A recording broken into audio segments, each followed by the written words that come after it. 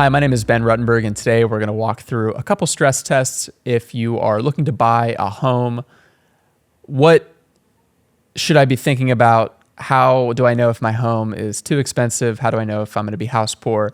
There are a couple rules of thumb that we want to make sure that we're aware of to make sure that we're buying the right size house and we're not going to be too stressed when we do move in to weather an unexpected repair or maintenance that we'll be able to handle it. So the first test, pretty simple, is we want to make sure that your home value is less than 2x your gross income. Pretty simple. Let's assume two spouses, combined income of $400,000. That would mean, hey, $800,000 house would be at the top of the line, kind of a good ceiling to think about if and when we're house searching. Very simple, but generally speaking, if you fall under this rule, you'll be able to help manage any unexpected repairs or maintenance, and generally, you'll be able to keep the rest of your financial plan on track to make sure that your home is not eating up a huge portion of your monthly budget. The second test that we want to make sure we're aware of is we want our total housing payment to be less than or equal to 30% of our net take-home pay. So what do I mean by housing payment? Well, that includes your actual mortgage payment. That includes property taxes. And that includes homeowners insurance. So all of this should add up to less than 30% of your net take-home pay. We're going to walk through an example of what this would look like in practice, but important to keep these three costs under 30% of the net take-home pay. So let's assume married couple has, after taxes, after retirement plan contributions, they net in their bank account $15,000 a month. That's their net amount after taxes, after retirement contributions.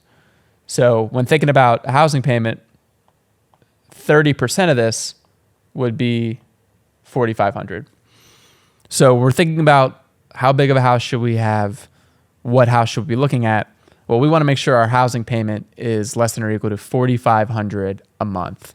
So let's walk this out. Let's assume they're looking at a $650,000 home. We're going to assume this is in Pennsylvania. And we're going to assume they put 20% as a down payment. So this would be $130,000 that they would put down on the house to start.